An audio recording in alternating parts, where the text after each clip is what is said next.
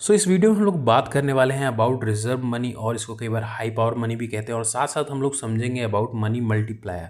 ये जो वीडियो है हमारी इकोनॉमिक्स की सीरीज़ का पार्ट है। अगर आप इकोनॉमिक्स के बारे में समझना चाहते हैं, जानना चाहते हैं, तो जरूर हमारी प्लेलिस्ट देखें। सो बात करते हैं reserve money. Reserve money often referred as the high powered money, इसको हाई पावर्ड मनी भी कहते हैं और साथ साथ इसको बेस मनी भी कहते हैं। किसी भी देश के मॉनेटरी सिस्टम में ये एक तरह की बेस मनी है, फाउंडेशन होती है किसी भी कंट्री का, ठीक है। It represents the total amount of currency that is issued by central bank. Central bank के द्वारा जितनी भी देश में करेंसी इशू करी गई है, किसी भी पर्टिकुलर कंट्री की बात करें, अगर हमारे देश की बात करें तो हमारे देश में सेंट्रल बैंक कौन हो गया? आरबीआई। तो आरबीआई के द्वारा जितनी भी करेंसी इश्यूज करी गई हैं उसे आप एक तरह से रिजर्व मनी कह सकते हैं। और साथ साथ पब्लिक के पास कितना है, कॉमर्शियल बैंक के पास कितना है, और सेंट्रल बैंक के वॉल्ट में कितना है, as a reserve central bank ने कितना रखा है। तो ये सब एक तरह से रिजर्व मनी और हाई पावर्ड मनी या फिर बेस मनी कह सकते हो आप इसको। रिजर्व मनी की टिपिकली कंसिस्ट क्या क्या चीज़ें कंसिस्ट करते हैं? करेंसी इन सर्कुलेशन, जैसे कि मैंने यहाँ पे ऊपर ही समझा दिया था कि जितनी भी करेंसी होगी सर्कुलेशन में उसको बात करेंगे। इसमें क्या आ जाएगा? Physical and held by public. Public कितना रखी हुई है, मान लो आपने अपने सेविंग अकाउंट में रखा है, अपने पास कैश भी रखा है, और फिजिकली ओवरऑल मार्केट में कितना कैश सर्कुलेशन में है। साथ साथ deposit held by commercial bank, commercial bank के खातों में या फिर सेंट्रल बैंक के खातों में कितने पड़े हैं deposit. These are used by the banks for transaction with each other and with central bank. अब ये जो इनके पास कई बार क्या होता है, बैंक्स ना अपने पास रिजर्व्स रखते हैं, कॉमर्शियल बैंक हो गया, सेंट्रल बैंक, तो ये आपस में ट्रांजैक्शन भी करते हैं, तो उससे ही पेमेंट करते हैं, तो वो भी एक तरह से रिजर्व मनी का पार्ट हो जाता है। साथ साथ आता है अदर डिपॉजिट्स, उसमें क्या आ जाएगा? In additional deposits held by central government और financial institution with the central bank. तो जो सेंट्रल गवर्नमेंट होती है ना, कई बार वो भी फाइनेंशियल इंस्टीट्यूशंस के पास या फिर सेंट्रल बैंक के पास अपने पैसे रखती है, ठीक है, तो वो भी इसमें इंक्लूड कर दिया जाता है। अब reserve money is important because it serves as the base on which commercial banks create money through their lending activities. अब रिजर्व मनी जो है, मान लो आपके पास कोई भी कॉमर्शियल बैंक है या फिर सेंट्रल बैंक है, उनके पास जो रिजर्व मनी है उसी के बेस पे एक बैंक आगे लोन देता है किसी को, है ना।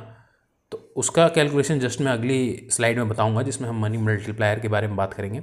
सो उसी के बेस पे चलता है। The central bank can influence the money supply, liquidity and interest rate in the economy. कई बार आपने देखा होगा सेंट्रल बैंक क्या करता है कि रेपो रेट, इंटरेस्ट रेट, ये सब घटाता या बढ़ाता है। उसी हिसाब से कॉमर्शियल बैंक्स हैं, प्राइवेट बैंक या पब्लिक सेक्टर बैंक, वो भी अपने रेट्स को ऊपर नीचे करती हैं, है ना। तो ये एक तरह से काम करता है पॉलिसी मेकिंग में भी, ठीक है, मॉनेटरी पॉलिसी या फिस्कल पॉलिसी वगैरह। सो मेजरली मॉनेटरी पॉलिसी, सो इन चीज़ों पे वर्क करता है। सो आगे चलते हैं, अगली स्लाइड में बात करते हैं अबाउट मनी मल्टीप्लायर। अब यहाँ पे वो चीज़ रिलेट करती है रिजर्व मनी से, या फिर आप कह सकते हो हाई लेवल मनी से। कैसे, देखते हैं। The money multiplier is an important concept in economics. Economics में, अर्थव्यवस्था में बहुत ही इंपॉर्टेंट कॉन्सेप्ट है। इसी के बेस पे आज के टाइम में ज़्यादातर इकोनॉमिक्स पूरे वर्ल्ड में काम कर रही हैं। सेंट्रल बैंक इसी के बेस पे काम करते हैं। That measures the maximum amount of money that a banking system can generate with each unit of reserve. अब किसी बैंक के पास कितना रिजर्व है, उससे वो लोग कितना और मनी लोन पे किसी को दे सकते हैं, या फिर कहते हैं ना, उसको लोन पे दे रहे हो तो क्या कर रहे हो, जनरेट ही तो कर रहे हो। रिजर्व आपके पास कम होगा, बट उसके बेस पे आप कितना दे सकते हो, वो एक लिमिटेशन सेट करी जाती है। कई बार कई बैंक्स लिमिटेशन भी नहीं मानते मे बी, बट होना चाहिए रेगुलर कंडीशन। तो उसके हिसाब से एनालाइज किया जा सकता है। हम किसके हिसाब से एनालाइज कर सकते हैं? मनी मल्टीप्लायर के हिसाब से। It shows how an initial deposit in a bank can lead to a larger total increase in the money supply. अगर बैंक के पास कितना रिजर्व है उसके बेस पे, उसके हिसाब से वो लोग लैंडिंग करते हैं, और ओवरऑल मार्केट में कितना मनी सप्लाई बढ़ेगा उसके हिसाब से एनालाइज किया जा सकता है। इसके हिसाब से the formula for the money multiplier is this one. Money multiplier is equal to 1 में रिजर्व रेशियो, 1/, रिजर्व रेशियो, ठीक है, आर कह सकते हो आप इसको। सो कैसे है ये? The where the reserve ratio है क्या? Reserve ratio is the fraction of deposits that a bank is required to keep as reserve.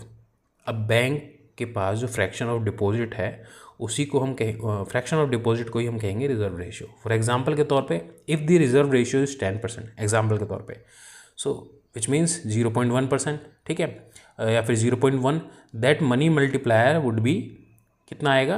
1/0.1 is equal to 10।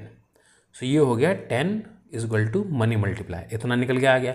अब इसके बेस पे अगर आप समझोगे तो कैसे है? This means that theoretically every 1 rupees of reserves can support 10 rupees.